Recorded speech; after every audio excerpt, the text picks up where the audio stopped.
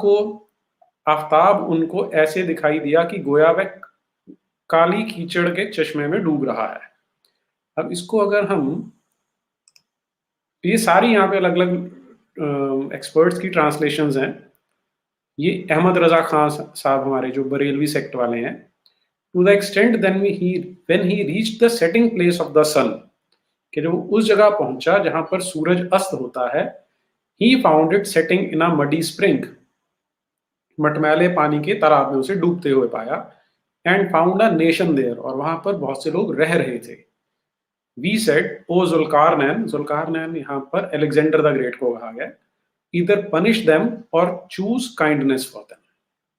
तो यहाँ बिल्कुल क्लियर है कि जुल्कारनैन या अलेक्जेंडर जो है वो जा रहा था, वो पश्चिम की दिशा में था और उस जगह पहुंच गया जहां पे सूरज डूबता है। तो उसने देखा कि सूरज एक तालाब में डूब रहा है और वहां उसके पास में बहुत सारे उस जगह पे लोग भी रहते हैं। तो ये है कुरान जो कहती है कि सूरज मटमैले पानी के तालाब में जाके डूबता है। और कमाल की चीज इसमें ये है तो फेर जी के जो ये जाकिर नाइक है, उसने एक पूरा वीडियो बनाया इसको जस्टिफाई करने के लिए। उसमें वो क्या तर्क दे रहा है, उसका कहना है कि उसमें जो शब्द है वो है मगरिब, और मगरिब का अर्थ होता है, अब मगरिब सनसेट के टाइम को भी बोल सकते हैं और सनसेट की प्लेस को भी बोल सकते हैं। तो वो पहुंचा तो हम ये बोल सकते हैं वो सनसेट के टाइम पे पहुंचा था, ये एक तरीका है इसको काउंटर करने का। तो इस तरह की वाहियात बातें वो करता है। तो फिर इसमें अब कई लोग वहां बैठे ताली भी बजाते हैं क्योंकि उसके तो आगे बड़ा हुजूम लगा होता है। तो इन्हीं की एक और किताब है जो 6 हदीसें सबसे ऑथेंटिक मानी जाती है सुन्नी इस्लाम में, उसमें आती है, हाँ जी, सियासत्ता, उसमें एक आते हैं सुन्ना अबू दाऊद। उसमें से जब हम देखने लगते हैं तो वो भी मैं शेयर करता हूं एक बार।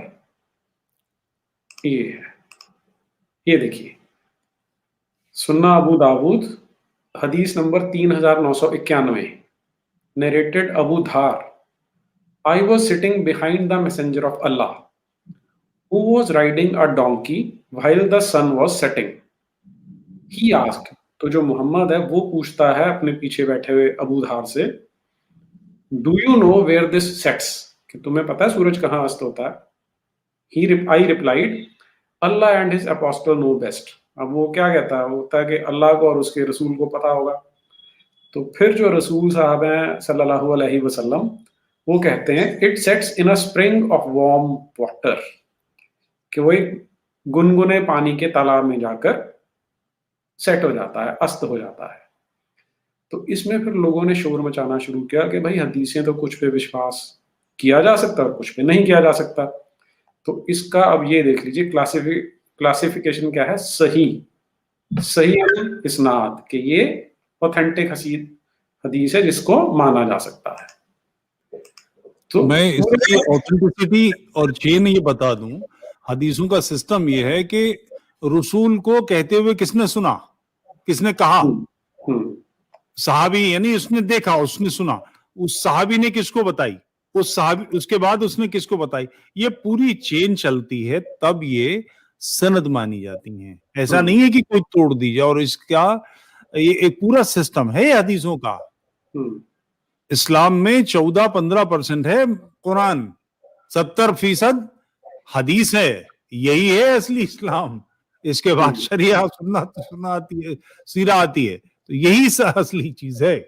नहीं, लेकिन अब आप मुझे ये बताओ जी, मूल प्रश्न मेरा ये है कि जब वो इतने बढ़िया लोग थे कि वो वहां तक भी पहुंच गए जहां पे सूरज डूबता है और उन्होंने देख भी लिया, तो अब बात बनी, अब बात, अब चलिए आगे। ये इसी का मामला नहीं है।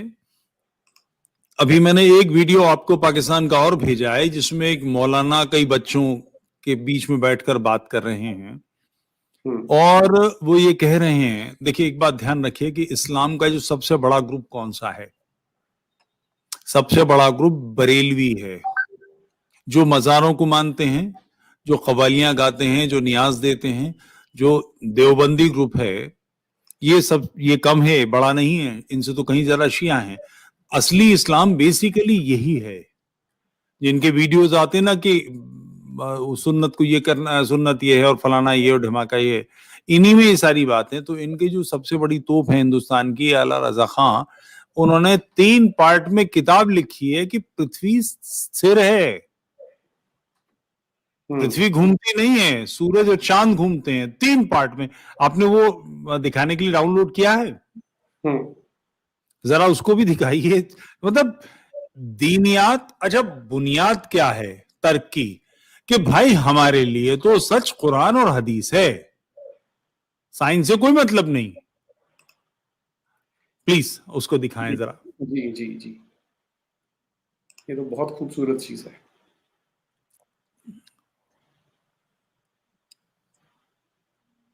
हमारा अर्थ घूम गया ना, अब दूसरी तरफ है। अर्थ घूम गया, अर्थ का डायरेक्शन दूसरी तरफ है, चांद की तरफ है। सूरज आपके मुल्क से दूर हो गया है? कहाँ दूर चला गया? वो अब है ना दूसरी डायरेक्शन में चला गया कि वो रोटेट करता रहता है, तब दूसरे मुल्कों की तो बारी आनी चाहिए ना गर्मियों के लिए। जमीन रोटेट कर रही है जी। जमीन तो साकिन है बेटा, जमीन तो जमीन रोटेट करती ही नहीं है, जमीन गर्दिश नहीं करती। लेकिन हमें ज्योग्राफी में पढ़ाया जाता है कि अर्थ जो है वो सूरज का चक्कर लगाता है। ये लॉजिक ये गलत है बेटा। साइंस की ये थ्योरी जो है ना, ये दुरुस्त नहीं है। असल जो थ्योरी है ना, वो कुरान और हदीस वाली है। बिल्कुल। और आला हजरत जो हमारे ना इमाम अहले सुन्नत आला हजरत ने ये प्रूफ किया है कि जमीन साकिन है, यानी जमीन मूव नहीं करती। साकिन को एक अच्छा सा वर्ड इंग्लिश का होता होगा साकिन का, स्टैटिक। अर्थ स्टैटिक पोजीशन में है, तो ये मूव नहीं करती। और साइंस कहती है कि जमीन मूव करती है। आला हजरत हमारे इमाम अहले सुन्नत ने कुरान से साबित किया है कि जमीन मूव नहीं करती। तो हमने बात कौन सी माननी है? इस्लाम की, दीन की। आला हजरत ने इस्लाम और दीन की बात ही की है। ठीक है बेटा, और कोई क्वेश्चन है जहन में? तो फिर हमारा सुबह के टाइम पे सूरज आ जाता है, फिर चांद आ जाता है, तो फिर ये सर्कल कैसे चलता है? सूरज और चांद तो ये तो मूव कर ही रहे ना। मतलब सूरज तो बेटा देखिए, सूरज अपनी गोल है, आपने देखा होगा ना, है? तो सूरज अपने अल्लाह के हुक्म से अपना जो भी इसका साइकिल है उसके साथ वो मूव कर ही रहा है। तो जहां जहां सूरज मूव कर रहा होता है वहां पर उसके टाइमिंग के साथ वो चीजें चल रही होती है ना। तो ये सूरज और चांद की जो गर्दिश है, ये सूरज और चांद का जो आना जाना है, अब सूरज और चांद को यूं समझे कि सूरज गुरूब हो जाता है। जैसे हमारे यहाँ से सूरज गुरूब हो गया तो कहीं तो सूरज तुलू हुआ ना बेटा, जी जी, तो सूरज नजर आया कहीं, तो ये कहीं चांद सूरज ये सब अल्लाह ताला के हुक्म से अपने वक्त के साथ इनका निजाम चल रहा होता है। हमने अभी के एपिसोड में, आज की इस सिटिंग में सिर्फ इस बात को याद कर लेना है, हम इसके अभी डिटेल में नहीं जाते। ठीक है, हमारा टॉपिक आज साइंस और अर्थ नहीं है। हम इंशाल्लाह कभी किसी दिन साइंस और अर्थ पर इंशाल्लाह हम अपना प्रोग्राम करेंगे। ठीक है बेटा? लेकिन आज चूंकि एक बात चली थी कि सूरज हमारे कहाँ से हो गया, जमीन से दूर हो गया, ठीक है, और आपने जैसे इन्होंने कहा कि जमीन अर्थ रोटेट कर रही है, तो ये चूंकि अभी हमने शुरू में डिस्कशन हुई, तो ये चीजें दुरुस्त नहीं है। जमीन साकिन है, जमीन अपनी जगह पर रुकी हुई है। और यही इस्लाम का नजरिया, किसका नजरिया बेटा? इस्लाम का नजरिया है। और हमने इसी नजरिए को ही याद भी करना है और इसी पर हमने अपना यकीन रखना है। ठीक है बेटा? तो अब दूसरा सवाल लें। अरे वाह, मैं आज तक बड़े अंधेरे में था। मैं तो ये तो चीज पता ही नहीं थी हमें कभी। मैं तो बच्चों को भी गलत पढ़ाता रहा हूँ आज तक। जब आला हजरत ने बता दिया हमें, फिर हम ये गलतियां क्यों करते जा रहे हैं?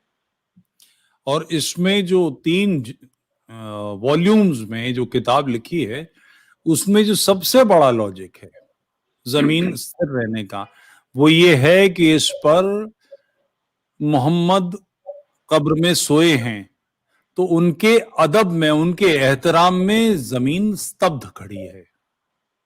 तो ठीक तो है। मोहम्मद से पहले घूमती रही होगी, मगर चूंकि मोहम्मद सो गए तो इसलिए अब वो स्थिर है।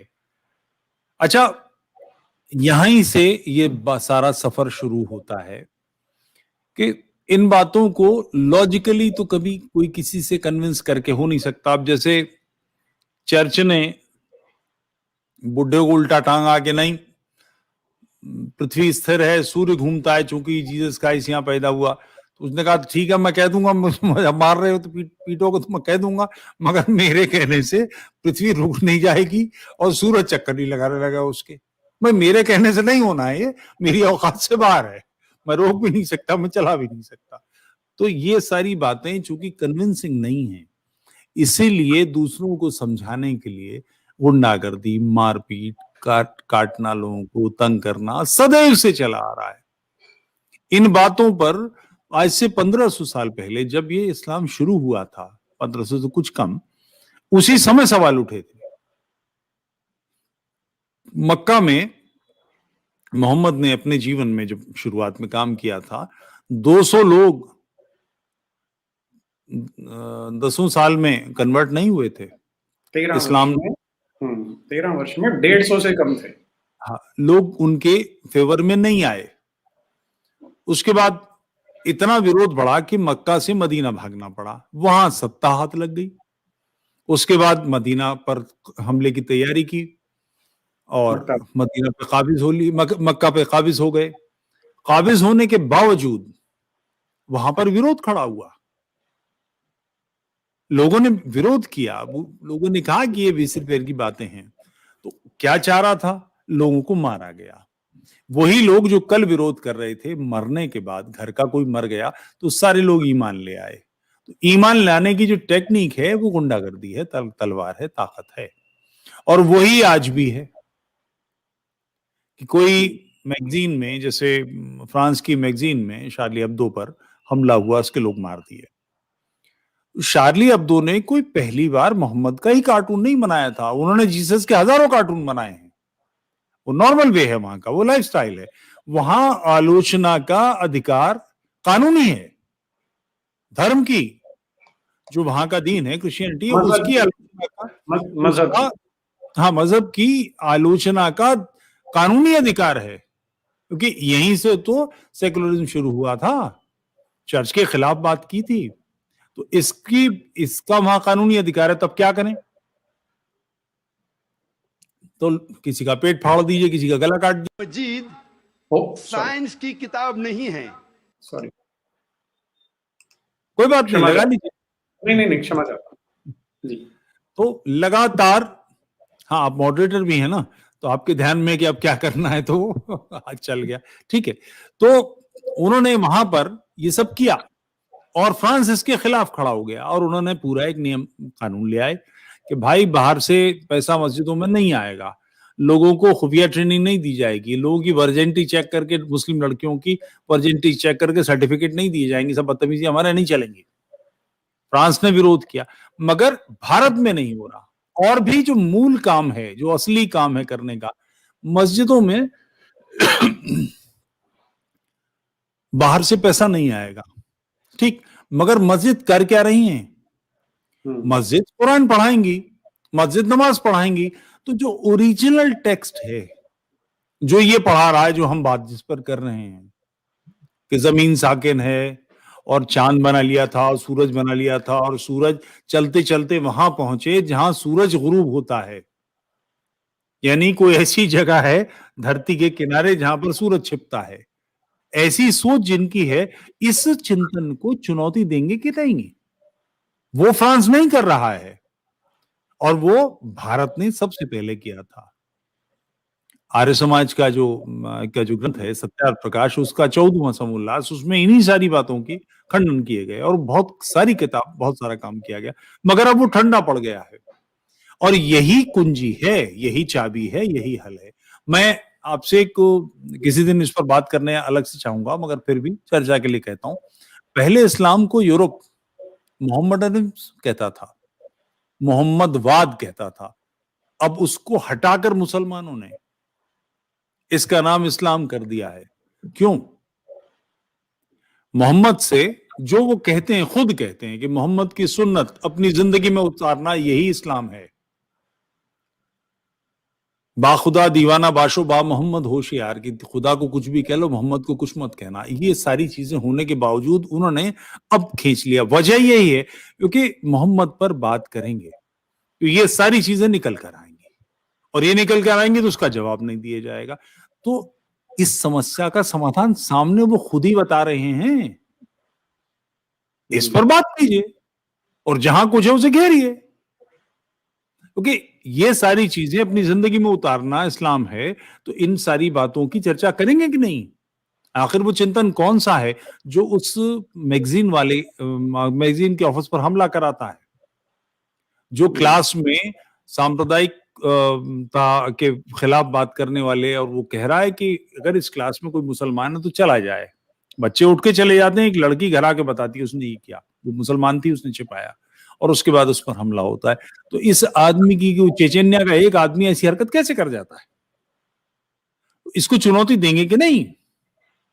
इसके अलावा चारा क्या है, विकल्प क्या है? कोई भी कुछ बोलेगा गलत सलत तो हम बात तो करेंगे उस पर, और यही इस समस्या का हल है। यही जाकिर नाइक बात करता है जो अंड बकरा है, ठीक बात, मगर जाकिर नाइक की बातों को क्वेश्चन तो हम करेंगे ही, और हम नहीं करेंगे तो तय है कि फिर हम हारने वाली लड़ाई लड़ रहे हैं। इस राष्ट्र के हित निश्चित रूप से नष्ट होंगे।